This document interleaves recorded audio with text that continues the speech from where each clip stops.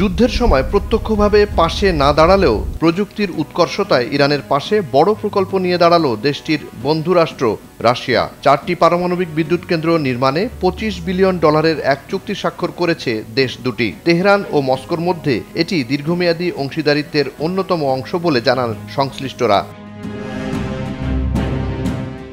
26 September শুক্রবার মস্কোতে Iran Hormuz company এবং রাশিয়ার রোসাটম প্রজেক্ট কোম্পানির মধ্যে স্বাক্ষরিত হয় চুক্তিটি। এর আওতায় ইরানের দক্ষিণাঞ্চলীয় হরমুজগান প্রদেশের সেরিক উপকূলীয় শহরে তৃতীয় প্রজন্মের 4টি উন্নতমানের পারমাণবিক বিদ্যুৎ কেন্দ্র নির্মাণ ও প্রতিষ্ঠা করার কথা।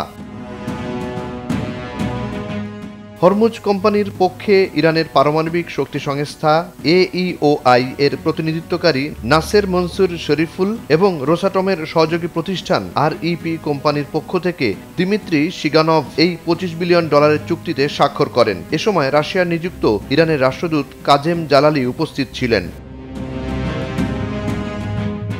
বিশাল প্রকল্পটি হরমুজগান প্রদেশের সেরিক অঞ্চলের কুহেস্তাক জেলায় 500 হেক্টর জমির উপর বাস্তবায়িত হওয়ার কথা রয়েছে। এর মাধ্যমে মোট 5020 মেগাওয়াট পারমাণবিক বিদ্যুৎ উৎপাদন সম্ভব হবে বলে আশা করছেন সংশ্লিষ্টরা। চুক্তি স্বাক্ষর অনুষ্ঠানে জানানো হয়, শান্তিপূর্ণ উদ্দেশ্যে পারমাণবিক শক্তি ব্যবহারের লক্ষ্যে ইসলামী প্রজাতন্ত্র ইরান এবং রুশ ফেডারেশনের মধ্যে যৌথ সহযোগিতায় এটি হচ্ছে। ইতোমধ্যে স্থান নির্বাচনের কাজ শেষ হয়েছে এবং প্রকৌশল ও পরিবেশগত সমীক্ষার পাশাপাশি স্থান প্রস্তুতির একটি অংশ সম্পন্ন হয়েছে।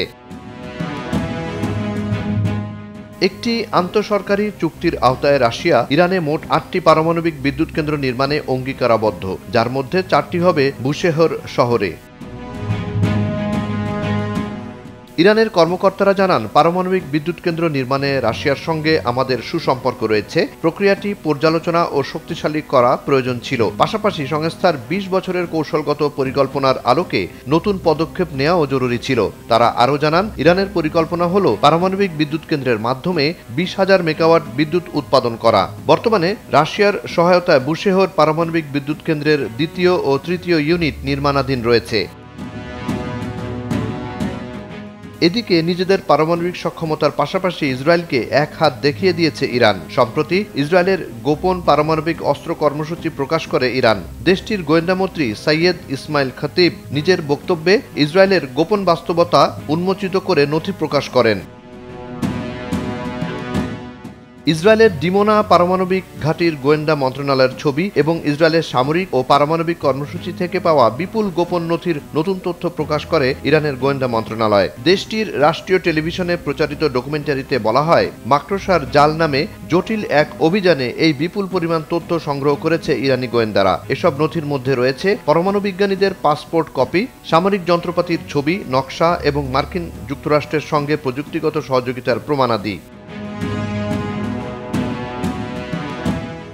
এর আগে 2025 সালের জুনের শুরুতে ইরানের জাতীয় টেলিভিশন জানিয়েছিল, ইসরায়েল থেকে অসংখ্য কৌশলগত ও সংবেদনশীল তথ্য ও নথি সংগ্রহ করেছে তেহরান। এর মধ্যে পারমাণবিক স্থাপনা ও প্রতিরক্ষা পরিকল্পনার ফাইলও অন্তর্ভুক্ত ছিল। জুনায়েদ আলী সাকি, বৈশাখী সংবাদ।